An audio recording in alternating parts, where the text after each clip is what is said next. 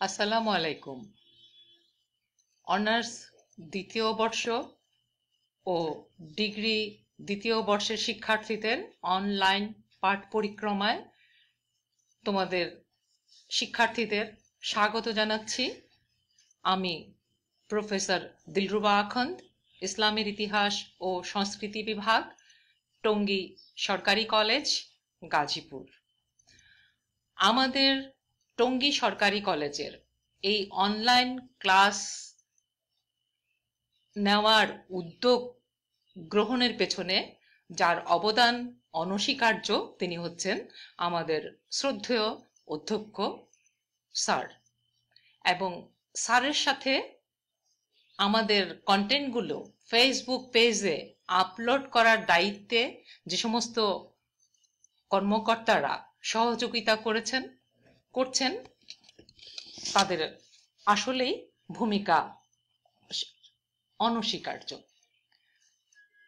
তাদের এই মহতী উদ্যোগের জন্যই তোমরা উপকৃত হচ্ছ এবং আমরাও স্বাচ্ছন্দ্যে আমাদের ক্লাসগুলি তোমাদের সামনে উপস্থাপন করতে পারছি। এবং এই উদ্যোগটা তোমাদের জন্য কতটা ফলপ্রসূ হচ্ছে, তোমরা কেমন ফলো আপ করতে পারতেছো সেটা দেখার জন্য আজকের আলোচনার আমি তোমাদের জন্য একটা বিশেষ আকর্ষণের ব্যবস্থা রেখেছি। আমরা আজকে আলোচনা করব ভারতে মধ্যযুগীয় তুর্কি মুসলিম রাজত্বের ইতিহাস, এবং এই পর্যায়ে আমরা মামলুক শাসনের ইতিহাস নিয়ে আলোচনা করব। এবং মামলুক শাসক গিয়াসউদ্দিন বলবন আমাদের আজকের আলোচনার বিষয়বস্তু।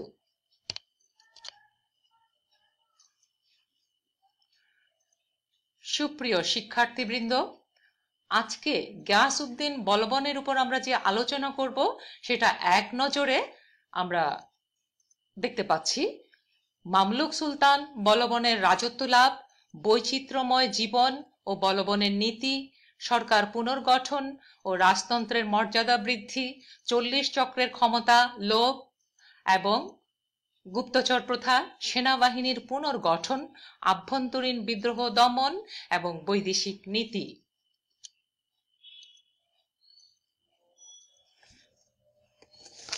তাহলে চলো আমরা বলবনকে নিয়ে আজকের আলোচনায় অংশগ্রহণ করি। মধ্যযুগীয় ভারতের তুর্কি মুসলিম রাজত্বের ইতিহাসে সুলতান গিয়াসউদ্দিন বলবনের শাসনকাল এক গুরুত্বপূর্ণ অধ্যায়। ঐতিহাসিকগণ কুতুবউদ্দিন আইবেককে দিল্লি সালতানাতের প্রতিষ্ঠাতা, ইলতুৎমিশকে এর প্রকৃত প্রতিষ্ঠাতা এবং বলবনকে এর ত্রাণকর্তা হিসাবে অভিহিত করেছেন। কেননা ইলতুৎমিশের মৃত্যুর পর তার দুর্বল উত্তরাধিকারীদের মধ্যে অন্তর্দ্বন্দ্ব, বিদ্রোহ, বিশৃঙ্খলা, অরাজকতা ও সামন্ত রাজাদের স্বাধীনতা ঘোষণা এবং উপর্যুপরি মঙ্গল আক্রমণে নবপ্রতিষ্ঠিত দিল্লি সালতানাত যখন পতনোন্মুখ, তখন বলবন সিংহাসনে আরোহণ করে কিছু সময় উপযোগী পদক্ষেপ গ্রহণ করে সালতানাতকে সুদৃঢ় ভিত্তির উপর প্রতিষ্ঠিত করেন। তাই আর.সি. মজুমদার বলেন, Bolobon's career as a sultan was one of struggle against internal troubles and external danger.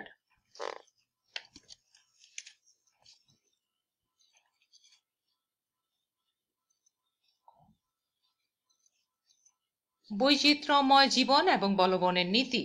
Qutbuddin ও ইলতুৎমিশের মতো বলবনও ছিলেন ইলবাড়ি তুর্কি জাতির লোক। তার প্রকৃত নাম বাহাউদ্দিন। শৈশবে মঙ্গল দস্যু কর্তৃক লুণ্ঠিত হয়ে তিনি দাস হিসাবে বিকৃত হন।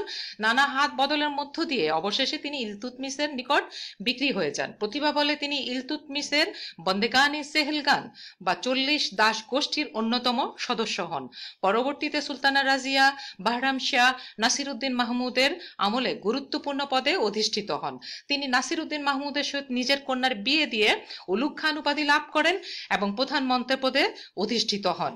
এভাবে প্রধানমন্ত্রী হিসেবে অত্যন্ত দক্ষতা ও প্রতিপত্তির সাথে 20 বছর দায়িত্ব পালনের পর 1266 খ্রিস্টাব্দে নিঃসন্তান নাসিরউদ্দিন মাহমুদের মৃত্যুর পর গিয়াসউদ্দিন বলবন উপাধি ধারণ করে তিনি দিল্লির সিংহাসনে আরোহণ করেন। বিশেষ আকর্ষণ, যার কথা তোমাদেরকে আমি শুরুতেই বলেছিলাম। এই পর্বে তোমাদের জন্য 3টা প্রশ্ন থাকবে, তোমরা এর উত্তরগুলি কমেন্ট সেকশনে দিয়ে দেবে। প্রথম প্রশ্ন, বলবনের প্রকৃত নাম কি ছিল? 2 নম্বর প্রশ্ন, বলবন বন্দিগানি সেহেলগান বা 40 দাস গোষ্ঠীর প্রতিষ্ঠাতা কে ছিলেন? 3 নম্বর প্রশ্ন, সুলতান নাসিরউদ্দিন মাহমুদ বলবনকে কি উপাধি দিয়েছিলেন? আমি প্রশ্নগুলি আবারও রিপিট করছি। বলবনের প্রকৃত নাম কি ছিল? দ্বিতীয় প্রশ্ন, বন্দেগানি চেহেলগান বা 40 দাস গোষ্ঠীর প্রতিষ্ঠাতা কে ছিলেন? 3 নম্বর প্রশ্ন, সুলতান নাসিরউদ্দিন মাহমুদ বলবনকে কি উপাধি দিয়েছিলেন? উত্তরগুলি অবশ্যই কমেন্ট সেকশনে দিয়ে দিবা।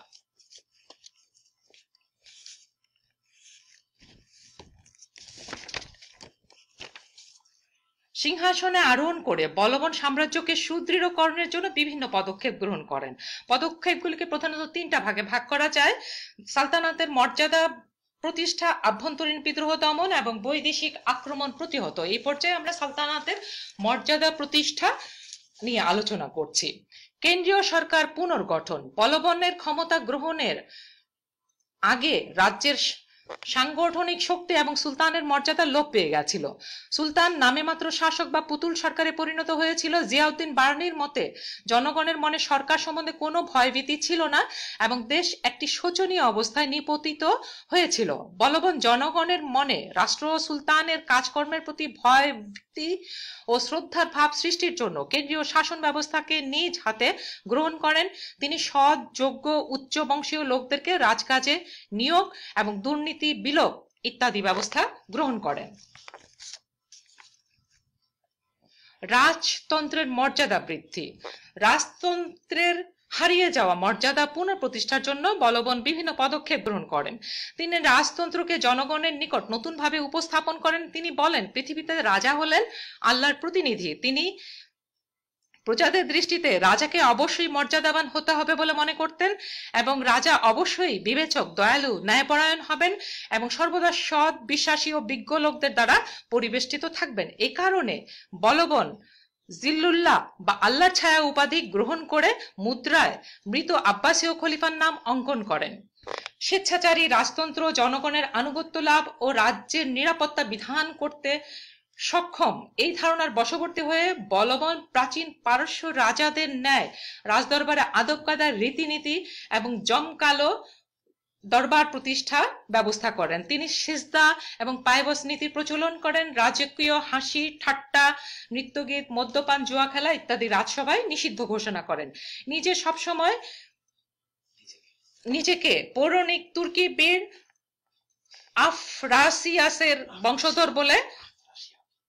আফরাসিয়াবের বংশধর বলে আমি আবারও বলছি, আফরাসিয়াবের বংশধর বলে দাবি করতেন। তিনি সবসময় রাজকীয় পোশাকে সজ্জিত থাকতেন এবং রাজ কর্মচারী ও আমিরদেরও বিশেষ পোশাকের ব্যবস্থা করেন।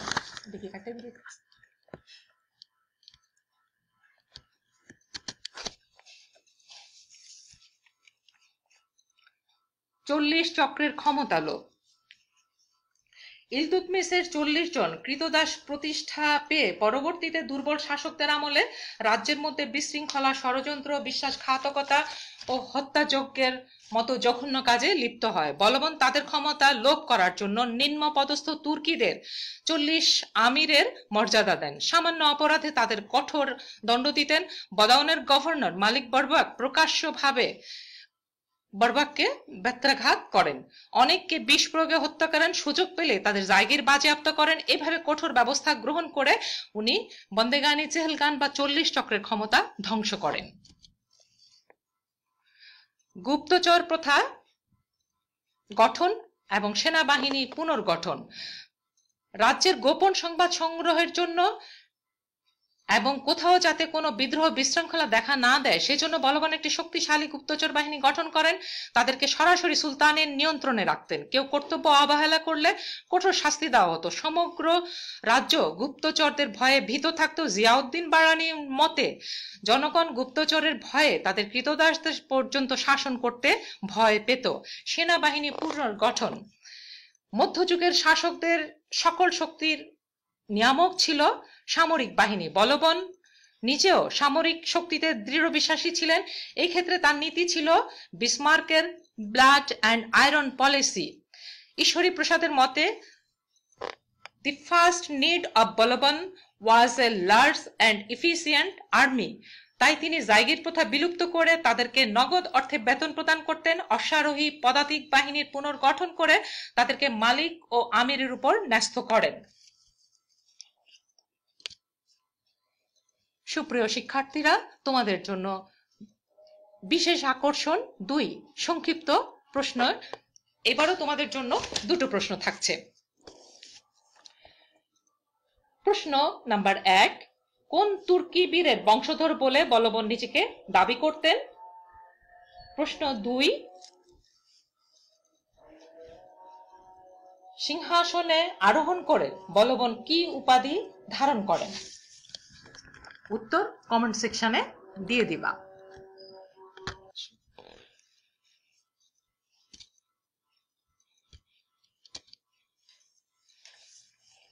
আভ্যন্তরীণ বিদ্রোহ দমন। সালতানাতের কর্তৃত্ব ও মর্যাদা পুনঃপ্রতিষ্ঠার জন্য বলবন বিদ্রোহীদের বিরুদ্ধে কতিপয় কঠোর ব্যবস্থা গ্রহণ করেন। এই পর্যায়ে মেওয়াটি দস্যুদের দমনের ব্যবস্থা গ্রহণ করেন। রাজপুতনার মেওয়াট অঞ্চলের দুর্ধর্ষ দস্যু দল দিল্লির পার্শ্ববর্তী এলাকা দাঙ্গা হাঙ্গামা লুটতরাজ ও হত্যা চালিয়ে সন্ত্রাসের সৃষ্টি করেছিল। তাদের অত্যাচার ও সন্ত্রাসে জনগণ এত ভীত হয়ে পড়েছিল যে তারা আসরের নামাজের পর নগরের পশ্চিম দিকের দরজা বন্ধ করে দিত। বলবন এই দস্যুদের দমনের জন্য তাদের আশ্রয়স্থল বন জঙ্গল কেটে পরিষ্কার করেন। দিল্লির নিরাপত্তার জন্য চারিদিকে উনি থানা তৈরি করেন, সামরিক পাহারার ব্যবস্থা করেন। পাহারারত সৈনিক দল দস্যুদেরকে ধরে নির্মমভাবে হত্যা করত। দোয়াবের বিদ্রোহ দমন। দোয়াব অঞ্চলে হিন্দু দস্যু দল উপদ্রব করত এবং সুলতানকে এ ব্যাপারে প্রায় ব্যতিব্যস্ত থাকতে হতো। বলবন 1267 খ্রিস্টাব্দে হিন্দু দস্যুদের ঘাঁটি ধ্বংস করেন এবং কাম্পিল, পাতিয়ালা ও ভোজপুরে সামরিক দুর্গ নির্মাণ করেন এবং সেখানে দক্ষ আফগান সৈন্য মোতায়েন করেন। এরপর অন্যান্য অঞ্চলের বিদ্রোহীদের তিনি সমূলে ধ্বংস করেন। বৈদেশিক নীতি।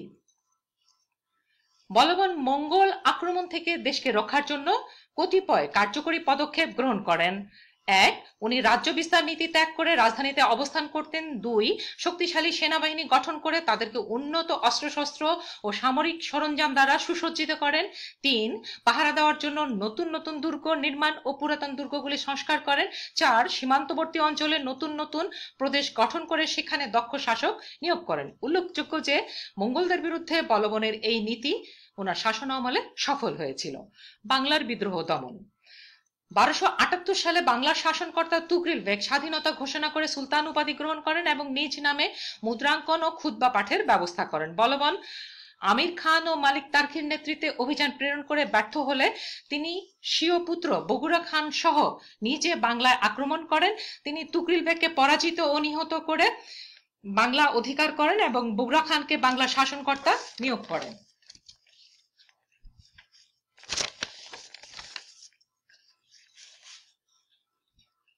সুপ্রিয় শিক্ষার্থীরা, বলবন 1286 সালে ওনার সুযোগ্য পুত্র মুহাম্মদ যুদ্ধরত অবস্থায় মারা গেলে ওনার সেই শোকটা ওনার অন্তরে খুব গভীরভাবে রেখাপাত করে। এর কিছুকাল পরই পুত্র শোক নিয়েই উনি 1286 মতান্তরে 1287 সালে মৃত্যুবরণ করেন।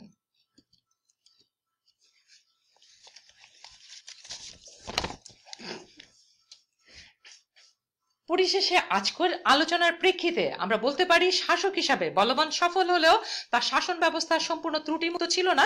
প্রথমত, তার প্রশাসন যন্ত্র ছিল নির্মম ও স্বৈরাচারী। দ্বিতীয়ত, তার আচরণ উদার ও পক্ষপাতশূন্য ছিল না।